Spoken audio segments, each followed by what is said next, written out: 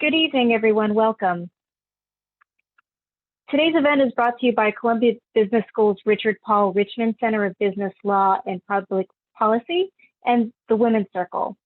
The Women's Circle cultivates an engaged community for women alumni to support and learn from one another, to strengthen partnerships with other business leaders, and celebrate our collective impact in keeping Columbia Business School at the forefront of management education. Part of our mission is to facilitate open dialogue around key issues like today's Theory Applied panel, data privacy, what's personal in the age of big tech. We're excited to partner with the Richmond Center and open the discussion to you, our extended community.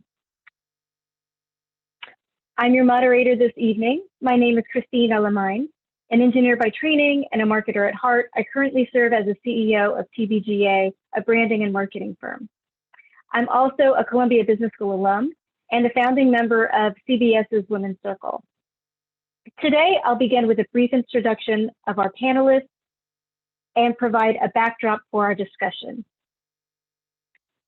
Then each panelist will share their experience and expertise with us, after which we will open up a live Q&A session where you will then have the chance to directly ask them questions. To wrap it all up, our panelists will discuss what they're focusing on now and what the future may hold. At any point during the conversation, please submit questions through the Q&A button or use the raise your hand feature during the live portion. I'm so grateful to be joined by these three esteemed leaders. Julia Anguin is an award-winning investigative journalist and chief editor of The Markup. Previously, Julia was a senior reporter at the independent news organization ProPublica, where she led an investigative team that was a finalist for the Pulitzer Prize in explanatory reporting in 2017 and won a Gerald Loeb Award in 2018. From 2000 to 2013, she was a reporter at the Wall Street Journal, where she led a privacy investigative team that was also a finalist for the Pulitzer Prize in explanatory reporting in 2011 and won a Gerald Loeb Award in 2010. In 2003, she was on a team of reporters at the Wall Street Journal that was awarded the Pulitzer Prize in explanatory reporting for the coverage of corporate corruption. She's also the author of Dragnet Nation, A Quest for Privacy, Security, and Freedom in a World of Relentless Surveillance, and Stealing MySpace, the battle to control the most popular website in America. Next, we have Sandra Matt, who takes a big data approach to studying human behavior in a variety of business-related domains. She combines methodologies from psychology and computer science to explore the relationships between people's psychological characteristics and the digital footprints they leave with every step they take in the digital environment. More specifically, her research focuses on three questions. One, what can people's digital footprints tell us about their socio-psychological characteristics? Two, what can their digital footprints tell us about the real-life consequences of their unique psychological characteristics? And lastly, how can insights extracted from those digital footprints help individuals and businesses make better decisions? Sandra was named one of Data IQ's 100 most influential people in data-driven marketing in 2015 and 2016, and was recognized as one of the 30 top thinkers under 30 by the Pacific Standard magazine. And lastly, we have Jason Strait, who's a senior managing director and chief privacy officer at Ancora, where he's a leader in the cybersecurity and privacy consulting practice and oversees its internal data privacy program. He has extensive experience managing complex cybersecurity investigations and data breach events in a wide variety of industries involving a range of threat actors. In addition, Jason has overseen large data risk and privacy compliance consulting matters for global companies facing regulatory challenges arising from the General Data Protection Regulation, GDPR, the California Consumer Privacy Act, CCPA, Hipaa, federal and state financial services regulations, and other regulatory frameworks. Jason also founded and led a Gartner-recognized managed detection and response business. Previously, Jason has also served as the Chief Privacy Officer for an international technology services firm. Julia, Sandra, Jason, thanks so much for joining us this afternoon. So let's set the stage. You have zero privacy anyway, so just get over it. And that's exactly what Scott McNealy, the then CEO of Sun Microsystems, declared in 1999. Today, personal data like our social security number, banking information, passwords, purchases, political beliefs, likes, dislikes are all stockpiled in databases that can be easily analyzed by companies to increase their profits, captured by criminals for nefarious purposes, or accessed by the government in an effort to prosecute or prevent crime. And tech companies have built business models that mirror that of radio and TV advertising. However, instead of exchanging free content for viewer attention, tech companies exchange free access to products like email, maps, health apps for their users' data. What was said during the advent of television advertising holds through to today. If the product is free, you are the product. If tech companies want to maintain and grow their market share, these same companies must continuously expand the breadth and depth of data that they capture and sell, which has grown relatively unchecked through a combination of user indifference and lawmaker apathy. And it's big business. Our data is worth billions, which explains the intense coverage around Apple simply making it easier for iPhone users to opt out of being tracked on third-party apps and websites. Local, state, and federal officials also understand the value of personal data, and they regularly sweep up information that most people may not otherwise willingly share with them. Whether purchased from a third party or obtained through law enforcement requests, the personal data can include shopping histories, driving routes, even health, sexual, financial information, some of which may not even be accurate. Adding advances in technology like facial recognition to the mix brings up even more implications. And as declining privacy has come to the forefront, some people want it back, and governments around the world are responding. In fact, as of January of this year, over 130 jurisdictions have enacted some sort of privacy laws. And in the US, with its complex patchwork of federal and state level regulations across multiple industries, we're playing catch up.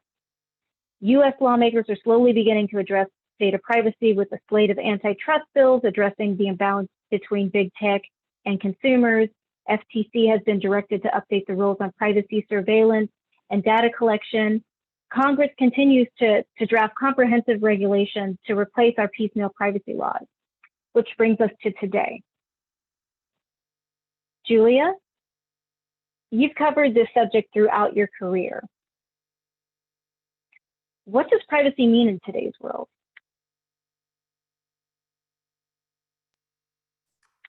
Hello, thank you for having me on the panel. And privacy is a very weird word for the thing that covers a lot of things, right? We think of privacy as like wanting to be alone, but in fact, I like to refer to the thing that we often call privacy as the data exploitation market. And I think it's easier when you think of it as like, I don't want to be part of the data exploitation market. So I'm gonna pull up my screen here and share a quick presentation. Okay, is it showing up for everybody? Okay, so perfect. I am the founder of a nonprofit newsroom called The Markup. So I'm just getting a little branding here for my startup. Okay, so I grew up in Palo Alto in the 80s and 90s, and I always was going to be in the technology industry. And I thought this was a hilarious photo. You know, this is how I grew up, where software was something you went and bought in a store, and it was in a box, and it was shrink wrapped, and it cost $60. And, you know, you didn't have to give up your personal data in order to sort of have the benefits of the computational world that we were entering into. And I got interested in privacy years later, when I was a reporter covering technology at the Wall Street Journal. And I went off to write a book about MySpace, because it was sort of the hot social networking company of its time. Of course, in retrospect, I probably should have written the book on Facebook, but I realized while reporting about MySpace that this was a new world where software was essentially being sold for free. I mean, in some sense, a social network is just a software platform that lets you build a page for yourself, right? That you don't have to know programming to do. And the trade-off is, instead of paying $60, you're tracked and monetized. And this is what I like to call the beginning of the data exploitation market. So when I went back from book leave, after writing my book on MySpace in 2009, I started a series of the Wall Street Journal called What They Know, and wrote about the rise of an industry we now call ad tech, which was really about tracking people across the internet. So my series kicked off with a very simple story about a woman. She shared her cookie IDs with me. So a cookie is like a little way that you're tracked online. And the company that tracked her shared what they knew about her, which was all 100% correct. It was 26-year-old female. They had her favorite movies and her favorite TV shows. And this was all just from watching her browse the web. And of course, she was completely creeped out by it.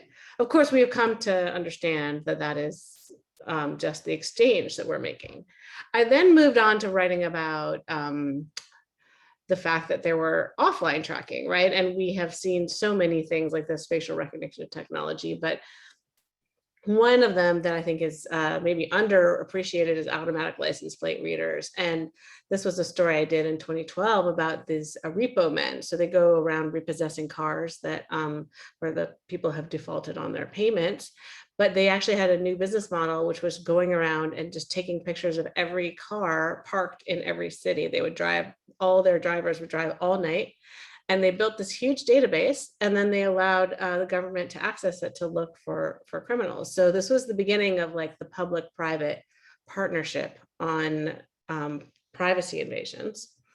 Of course, we saw that really burst into the public consciousness with Snowden's revelations, right? And there were some really, that we could spend an hour on what he revealed, but I think some of the most important things was that there was worldwide market for hacking tools, and that everybody could hack everybody. And the NSA had the sort of best hacking tools. And that also the NSA was exploiting some loopholes to conduct domestic surveillance, despite being a foreign intelligence agency. It was just too tempting for them to, I guess, monitor Americans as well. So the question that arises, and people ask me all the time as somebody who writes about privacy, is, well, why does it care? I've done nothing wrong, right? And of course, there's all sorts of reasons to care, but just some really basic ones are just the simple fact that if somebody knows something more about you than you know about them, you're going to be in a bad position in your negotiation. So your classic example is going to a car lot to negotiate to buy a car. We wrote a story about car dealerships that were actually using some technology to, he would ask you to reserve your appointment at the car lot to test drive, and you'd fill out a little form, but actually they were using some technology in that form to go look at everywhere you had browsed online. So they already knew what cars you were looking at. So when you showed up, they could actually sort of negotiate with you, knowing what you were in the market for. And so anyone who cares about getting a good deal should care about somebody knowing more about them than they know about themselves. Another example of this that I think is really important is we found Capital One doing this thing where we come to your website, we actually looked at the code and saw that in the code that the computer sent back to Capital One, they were making some instant assessments. So this is a guy, Paul.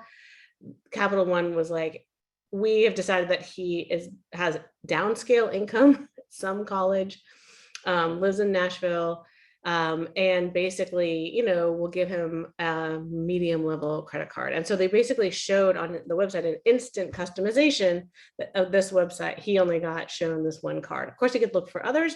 This is known as steering, and it can be illegal in economic opportunities to steer people. So this is a kind of thing that can be done with your personal data being out there and so available. of course, all sorts of people have been found doing things even worse than that. So Facebook has this really sophisticated ad targeting machine. And when I was at ProPublica, we found that they were big companies, Verizon, Amazon, Target, Goldman Sachs, were all using it to target their employment ads to only people of certain ages. So this is an ad for Verizon only to people aged 25 to 36, which there are laws saying you can't advertise your jobs only to certain people. That's age discrimination. So this is another thing that can be done in the data exploitation market. And of course, what we all learned from Cambridge Analytica was that this can also affect political discourse, right? I mean, the Cambridge Analytica scandal was essentially a company that stole a bunch of data about Facebook users and used that to build what they called psychographic profiles, and then developed political messaging that would targeted to exploit those people's psychological vulnerabilities. Still a lot of debate about whether that was actually worked, whether their profiles were sophisticated enough, but the mere fact that that's a business and people were doing it is disturbing. So the question is, what can we do about this? We live in this world. It's really, it can feel really hopeless. So I wrote a book in 2014 as an experiment. I spent a year trying to get myself out of all of these systems. And I thought it would be a useful way to understand whether we have any like personal agency. And I wasn't trying to avoid being tracked by the government or people who are trying, if I was a criminal, because there is actually a whole bunch of things you could do to avoid, you know, the cops essentially. But what I was looking to do was avoid sort of the dragnet, the indiscriminate surveillance that sweeps you up whenever you walk into a store and they're looking at you on cameras or on your phone where you're tracking your location. And of course, the results I had were that I had to do a lot of annoying things. I used all sorts of different privacy protecting tools when I browse the web. I still do use DuckDuckGo, a search engine that is privacy protecting instead of Google.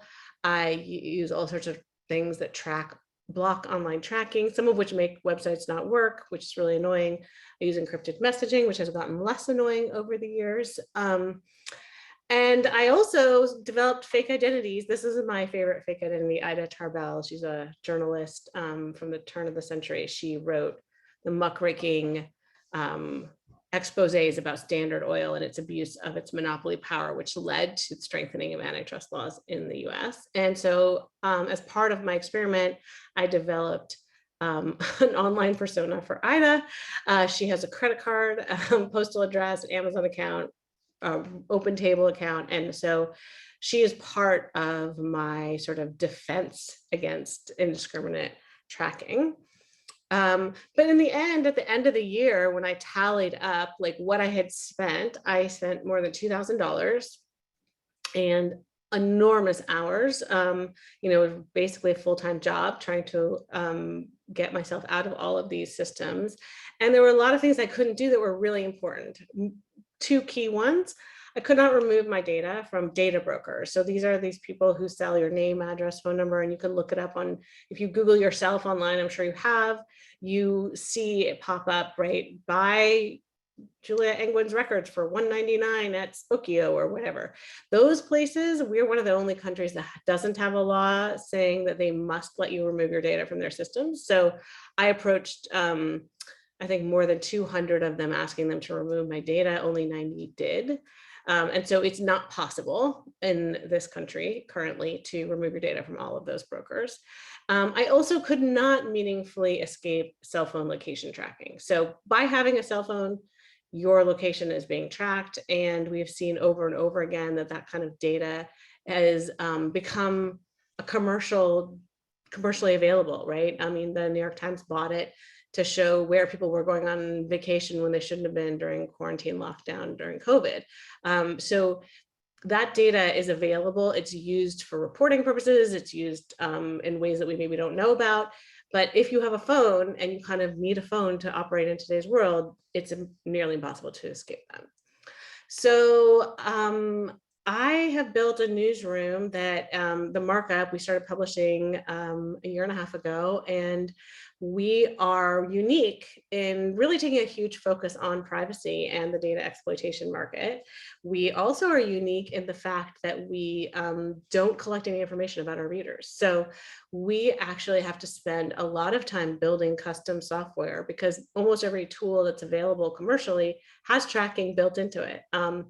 So we build things from scratch all the time, just like we can't embed a YouTube video, for instance, because they embed tracking and you can't remove it. Or we had to build an event RSVP form. We had to get a newsletter provider to make a custom privacy protecting newsletter service for us. So it's really difficult, but it's something that I think is important to demonstrate that it is possible to operate in the world and operate a business without tracking all of your readers all the time.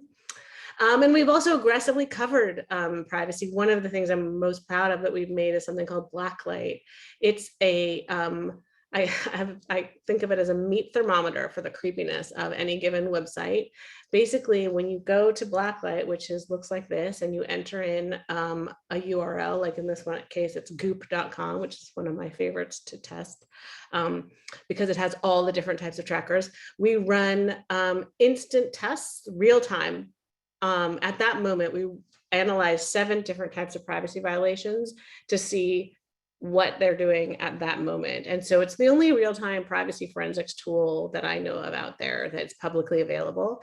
And I highly recommend it. You can see if your kid's school is using ways to monitor your keystrokes, if it's sending personal data to third parties, if there's different companies that make recordings of like every scroll movement you make on the page and send it to third parties. So there's all sorts of creepy stuff that websites do. And it's a service that we offer to the public to check and see what is happening on those websites.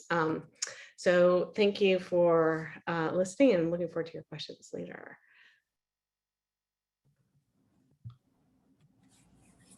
Amazing. Thank you so much, Julia. I think I am up next. This was fascinating. I love the Blacklight website and service. I think I'm definitely going to try that out because you're right. It's so difficult to figure out what companies are doing.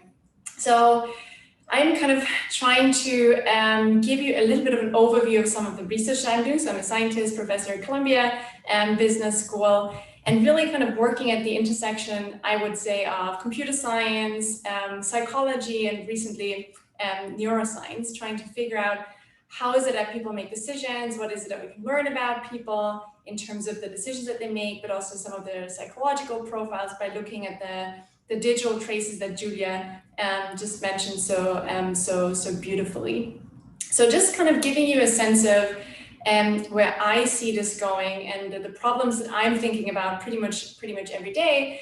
And to some extent, it starts with human cognition, right? So like our brains are just not made to deal with the privacy challenges that we're dealing with today. They didn't evolve to solve the complex privacy puzzle, the complex privacy problems that we're dealing with today. Because from an evolutionary point of view, we constantly had to negotiate privacy. So it's not that this dilemma between what we share and what we don't want to disclose is something that is completely new in the age of big data, but it just means that it has changed so dramatically, right? Back in the day, it was all small communities, so we knew who was on the other side. We had a good sense of who we're dealing with, and we probably had a better sense of the costs of disclosing because we knew where information was going. So it was a much more balanced, level playing field that the one that we're playing in today.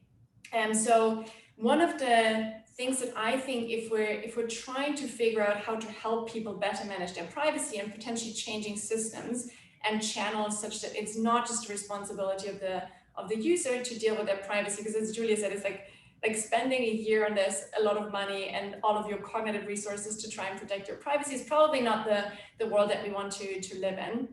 So the main problem that I see, and I think Jason is also going to touch on this in just a second, is that the entire system is based on the assumption that we're all rational, self-interested actors, and we kind of carefully weigh the pros and cons of disclosing personal information, right? So the idea that, well, you want to use Google Maps, So you kind of go and make this rational choice that using Google Maps is worth giving up some of your privacy by sharing GPS location data, for example. And it's a nice economic model, but we also know that as in so many other contexts, we're just not as rational and self-interested and amazing at making decisions that balance all of these different factors as oftentimes we'd like to be. And the problem in the context of big data, of all of these new technologies, is that it's just become so incredibly complex that it's almost impossible for people to navigate, right? Because what it assumes is that you can essentially figure out, here's all of the benefits that I get from sharing my data, from using these services, and here's all of the costs. Now, what companies, the big tech companies, but pretty much any company, because that's their business model, what they're amazing at is showing you the benefits, right? So if I use Google Maps, I get from A to B, easy. If I use a website or Google, I might find what I'm interested in, easy. What's much more hidden and opaque are really the costs of sharing personal data, right? So in the moment, just Googling something, you don't necessarily understand, here's all of the information that I'm giving away. Or as Julia was saying, even like the websites that we're using, there's so much stuff happening in the background that you, first of all, is hidden, you don't have access to usually. And then even if you have a sense of what data might be collected, oftentimes there's no way for you to truly understand what that means, how intimate it is, and the ways in which it can potentially be used. So I really see this idea that we can kind of carefully weigh the costs and benefits as something that is just not feasible in the current world because we don't have access to the costs and we don't understand the costs. And so and now the question is like, what do we do about this, right? How do we solve this, given that I think this is the world that we live in, and we can regulate it to some extent, which is what Jason is going to talk about a lot more in just a second. But how do we deal with this imbalance and the fact that just a human brain, human cognition hasn't evolved to make these privacy trade-offs?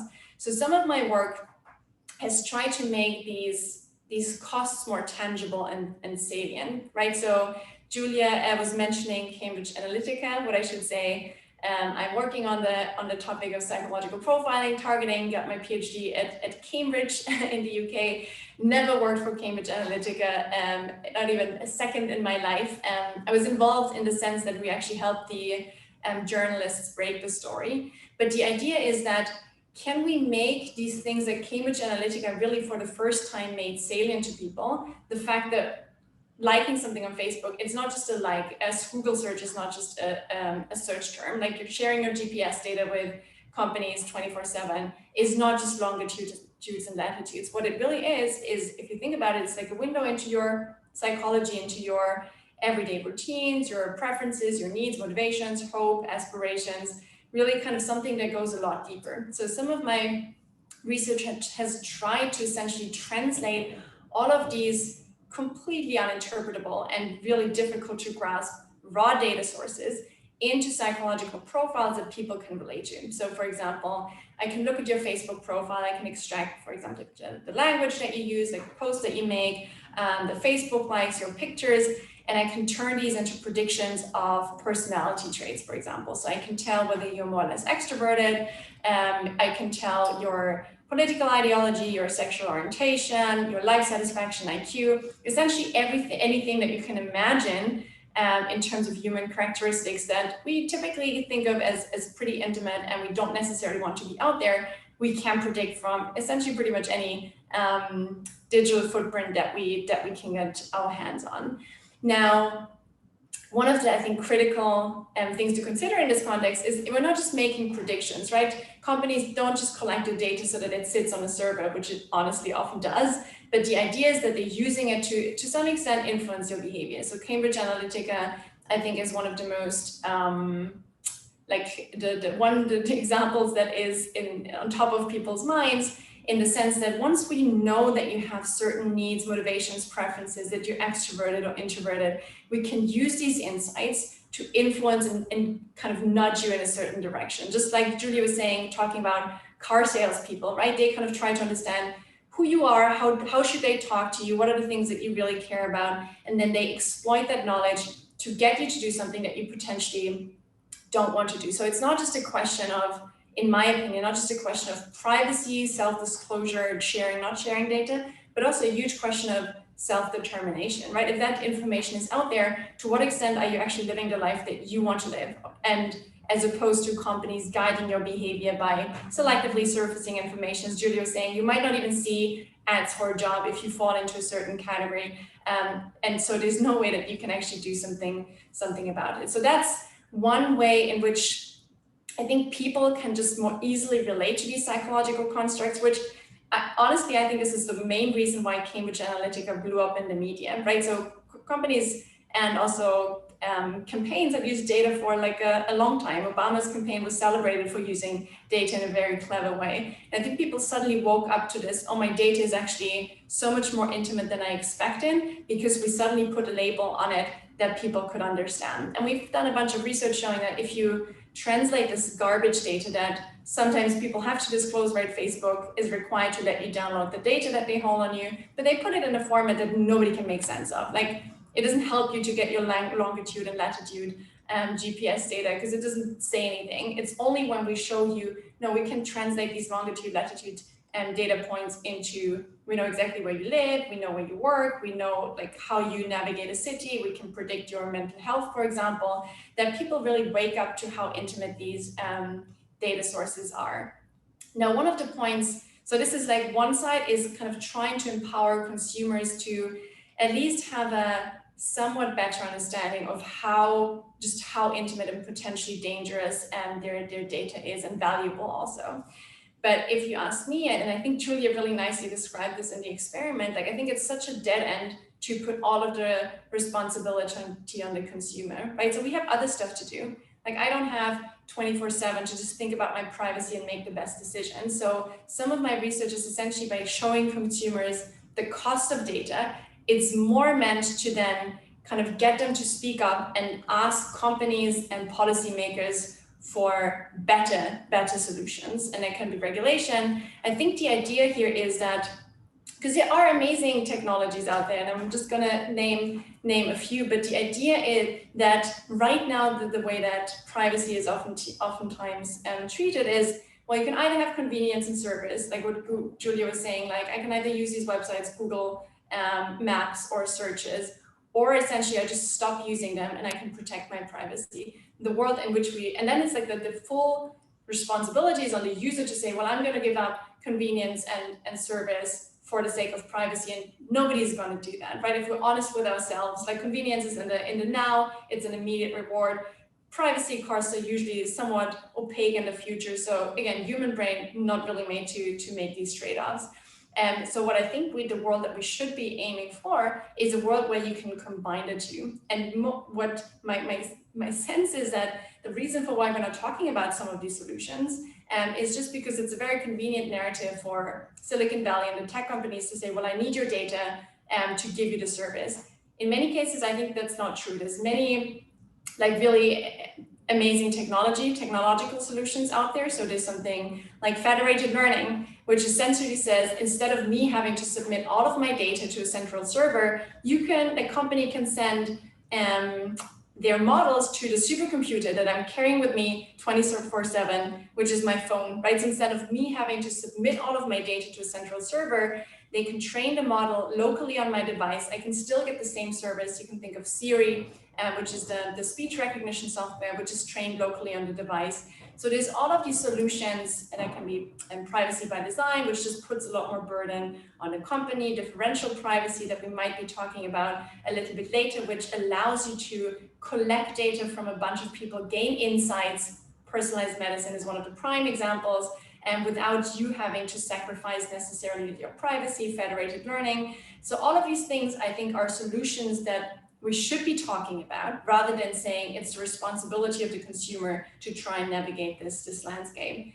And then the last one, and I'm not going to talk too much about this because I know that Jason will take over from me in just a second, the idea that to some extent, there's a need for regulation, right? If the business model of Facebook and other companies is that to monetize personal data, there's no reason for them to not collect any data. The same for other companies who just say like, well, if there's no cost for me to collect data, why shouldn't I? Maybe I can monetize it in the future, maybe I need it in the future, or I can use it to some extent in the future. So right now, there's pretty much only benefits for companies.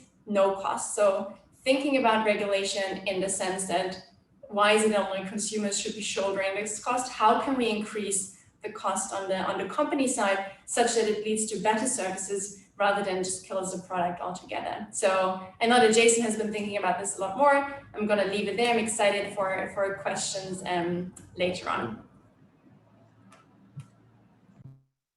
Great, thanks, Sandra, and hello, everybody.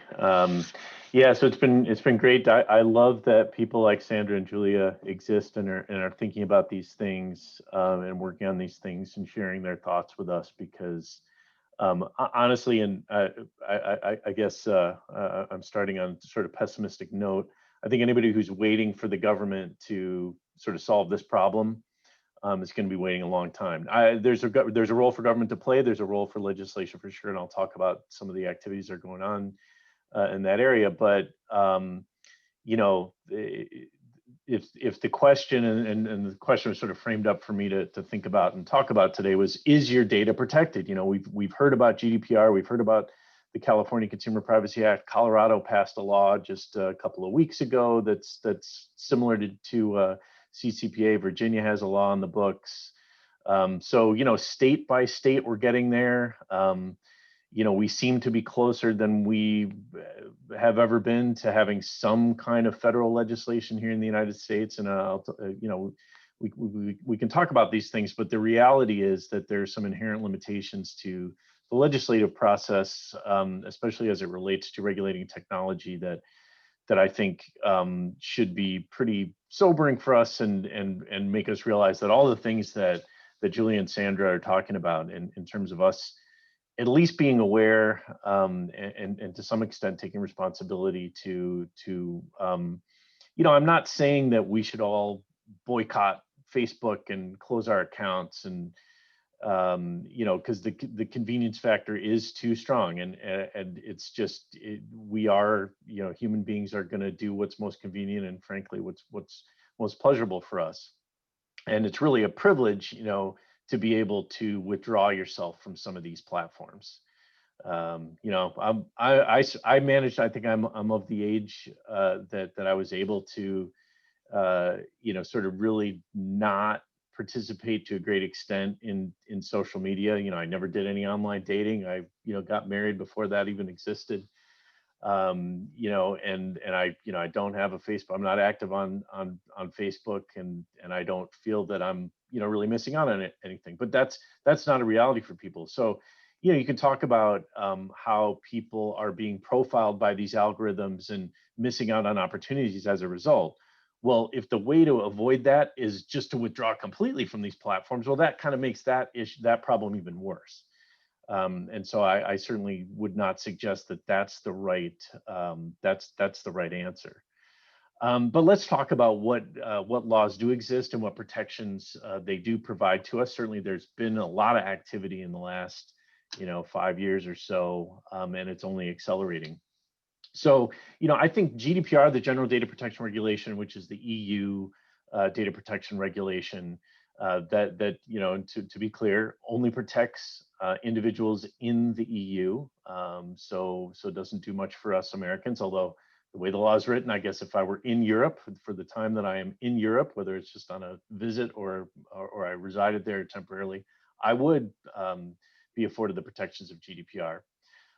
But I think GDPR is, even for those of us who aren't protected by GDPR, it is useful for us to examine it and pay attention to it, because it really serves as, in my opinion, the most complete framework that certainly exists today. And honestly, I can't imagine anything more comprehensive being enacted anywhere else. I think it is probably as far as any other you know, sort of legislative body will go, at least in the foreseeable future on privacy. So I think it is useful to look at it. So what does GDPR really do? Does it require companies to protect your data?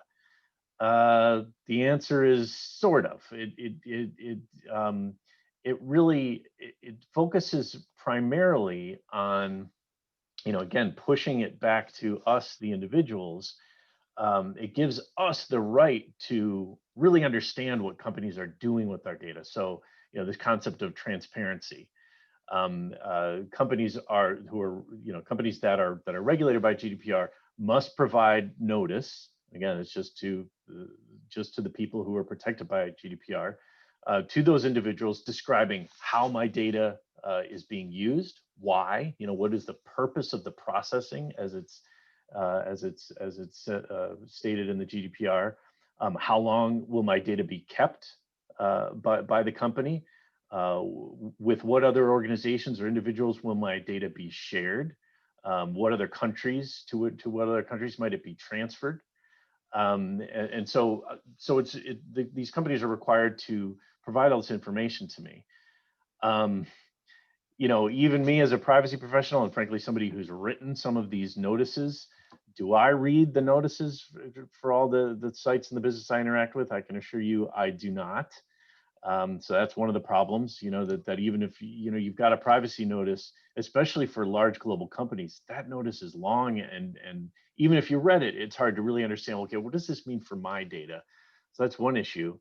And then again, if I have a problem with what a company is doing with my data, it's kind of up to me to take action. So I have some rights that the GDPR creates. I have the right to ask a company, hey, what are you doing with my data? Can you show me, exactly where my data is, what data of mine you have, what other sort of derivations of my data have you created? So I have the right to do that. And if I don't like what you've done with my data, I have the right to say, you need to delete it. Or you need to correct it if I feel that there's something that's inaccurate that you've collected, or some data that you've generated about me that I feel is inaccurate. I have the right to tell you to correct that data. I do also have the right to bring a complaint with a privacy regulator. That is true. I know, GDPR has been in force since 2018. The regulators have been extremely busy. They've really been overwhelmed with complaints and requests for them to investigate GDPR violations. There have been some notable enforcement activities, but for the most part, we're kind of still waiting to see what the stick is going to look like. How much pain will be inflicted on companies that are found to have gone too far in how they in how they're using our data. So so the GDPR does provide us with the mechanism to pursue companies that we feel are abusing our information, and thereby create some incentive for companies to get serious about protecting our information. But in terms of providing specific protections and certainly security requirements, GDPR and other legislation is pretty lacking in that regard. In the United States, again, we're still waiting for federal legislation. In the meantime, we have state laws that are emerging. We've got these three big ones so far: California, Colorado, and Virginia, all of which are very similar and do resemble GDPR to a significant extent, in that they create this sort of right to obtain information from these companies about what they're doing with our information.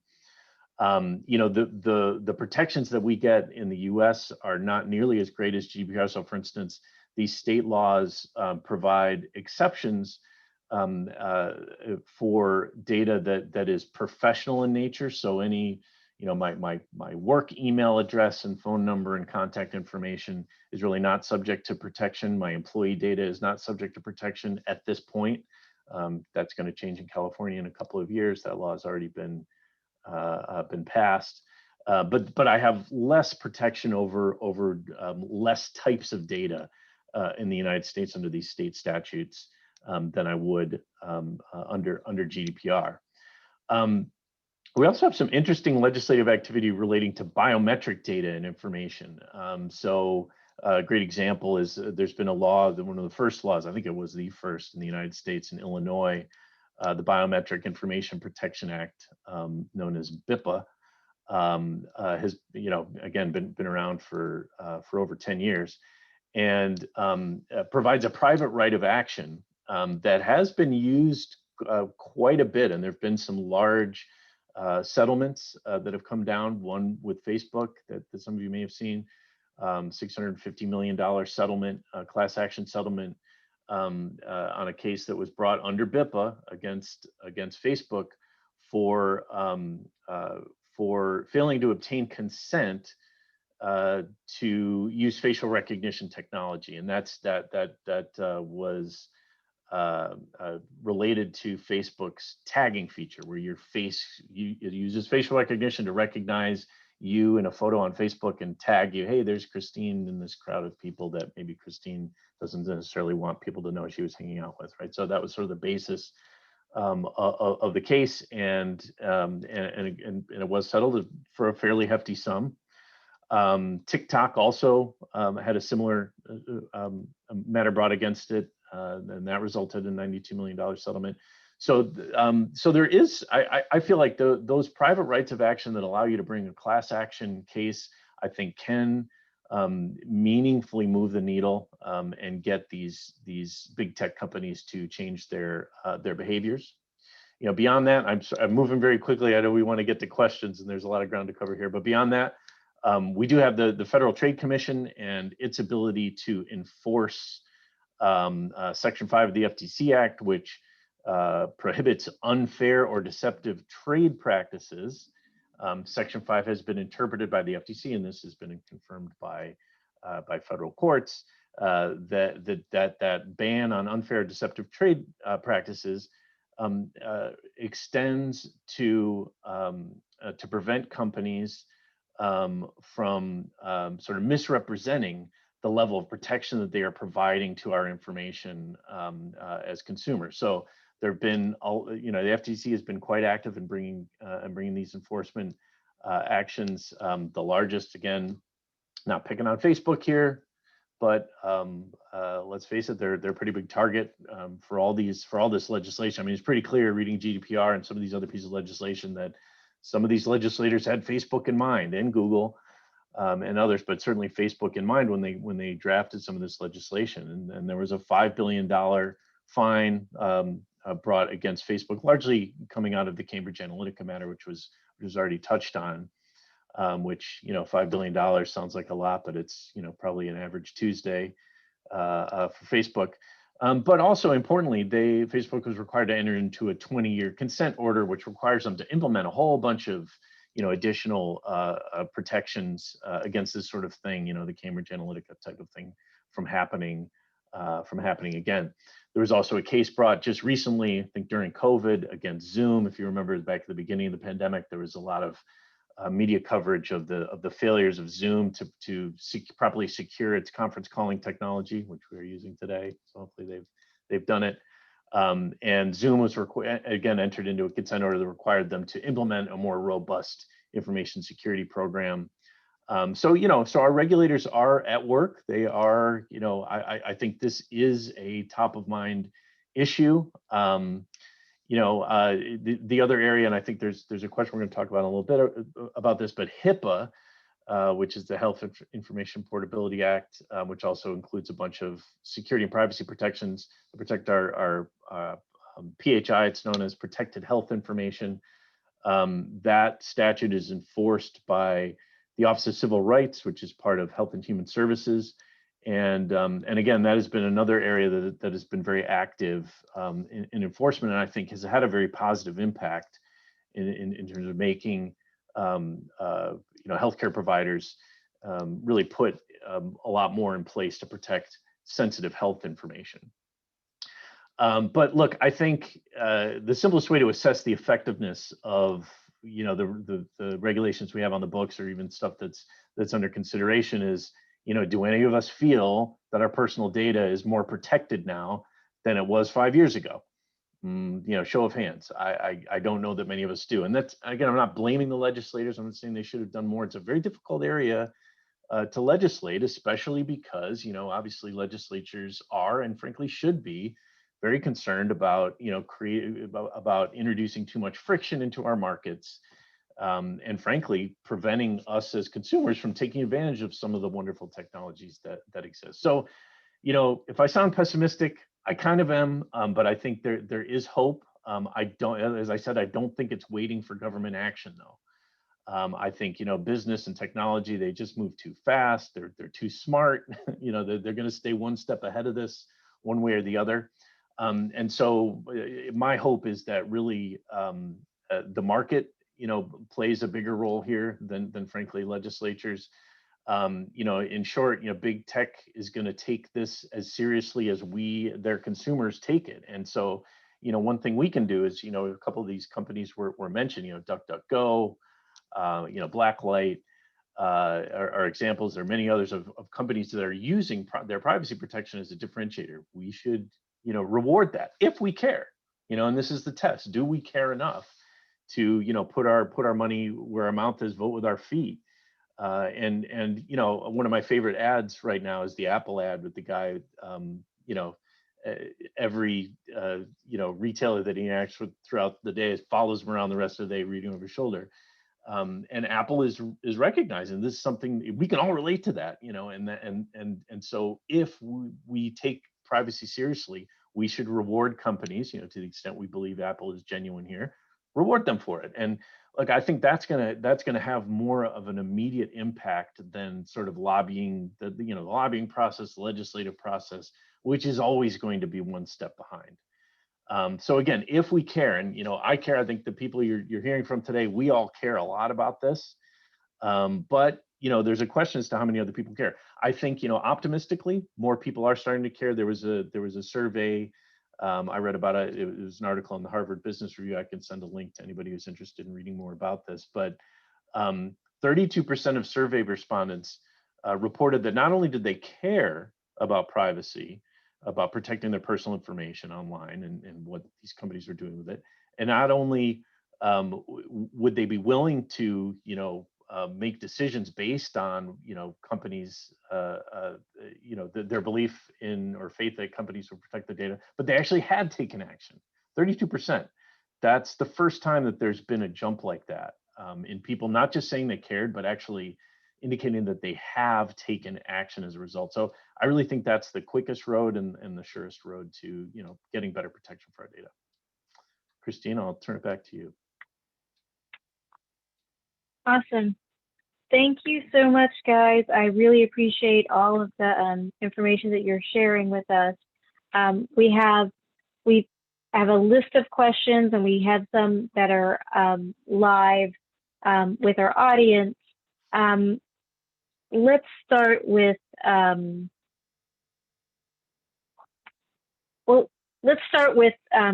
piggybacking on what Jason just spoke about with Hipaa. One of our audience asked a question about the deals that Google has been making with hospital systems, including the Mayo Clinic, that intertwine data storage with algorithm development. In some cases, Google will be given access to identifying patient information for medical, genetic, and financial data that's used in these algorithm developments. And there's several questions here, so I'm going to spread the love to everybody. Let's begin with Sandra. Google, you know, as part of these deals, Google's been making a huge amount of investments into those deals. And companies like Amazon, Microsoft, IBM are also kind of following suit, making similar deals on healthcare. What are the implications of this from your perspective, Sandra? I mean, to some extent, I think it's fascinating, right? I'm following this stuff quite closely because mental health as a psychologist or general healthcare is just very close to my heart. And to some extent, if you think about it, right, if you think about the benefits that we could reap as a society, they're enormous.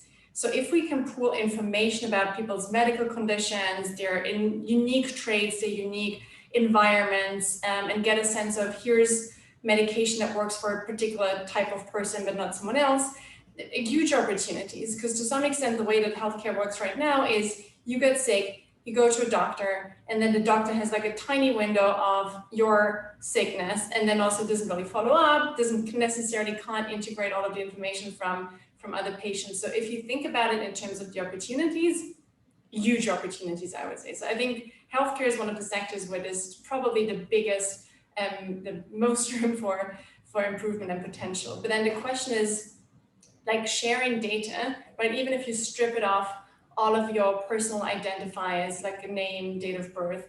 It's just so unique that there's no way that you can actually anonymize the data perfectly. And so the question really becomes, how can you reap the benefits while giving a basic level of protection to consumers and users, or patients in this case, who provide their records?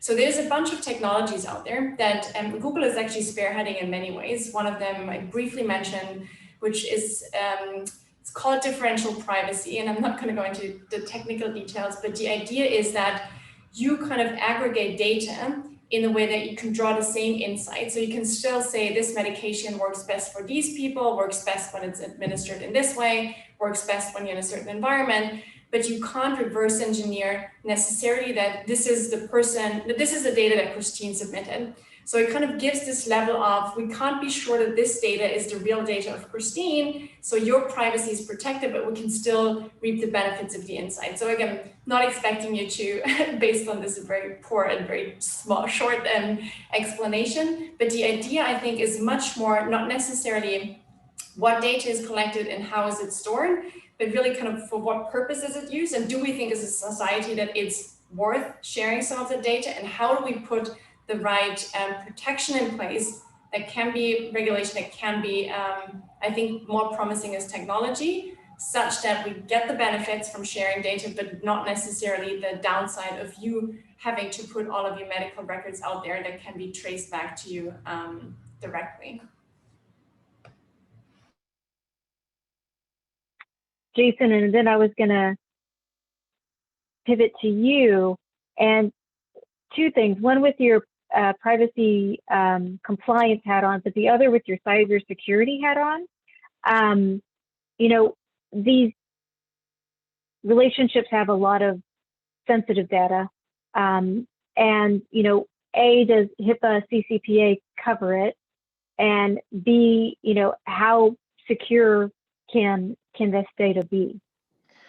Yeah, so you know, as I mentioned, I think Hipaa has been pretty effective. It is, you know, of the statutes that are out there, it is one of the more detailed in terms of, you know, the requirements that it imposes, and it does impose obligations not only on the healthcare provider. So in the example we're talking about, the Mayo Clinic, but also on Google. Google is regulated by Hipaa, as are all companies that touch PHI. So Google would be considered, I think, I haven't looked at the contract, but it sounds like they would be considered a business associate to the covered entity, Mayo Clinic being the covered entity, and Google would be considered the business associate. So they are, you know, they can have HIPAA enforcement actions brought against them. So, you know,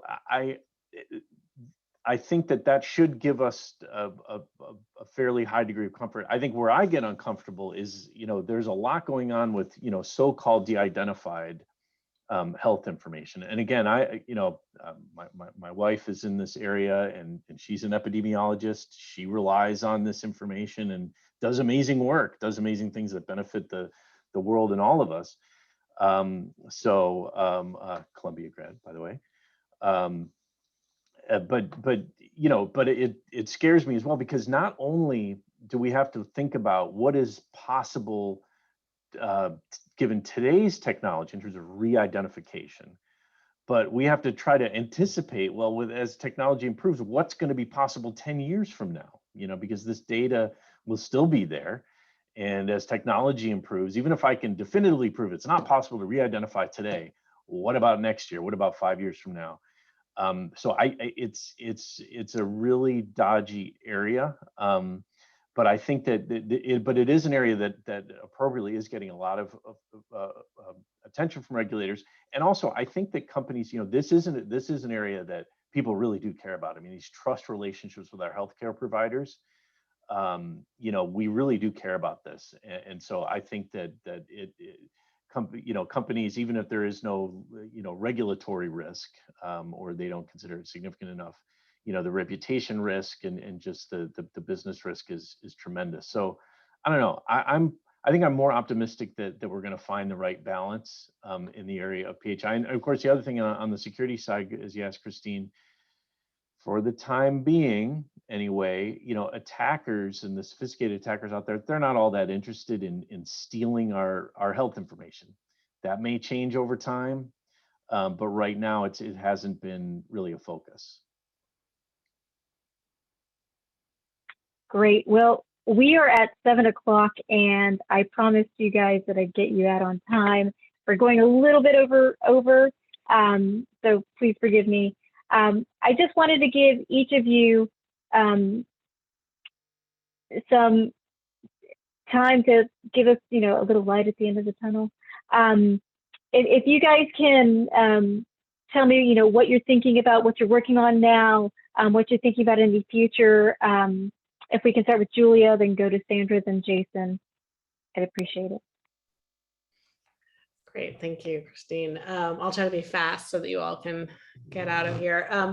I think the thing that is really hard about privacy, if I was going to leave everybody with one message, it would be that it's not an individual problem, it's a collective problem, and it's something we have to solve together. And I think that, what Jason was talking about with disease surveillance is a really important question, right? Like, we do need, the pandemic really illustrated the need for disease surveillance, and we need ways to solve those problems collectively, and we need at the same time to not be exploited by our data. And so we need, essentially, I think of this like the environment.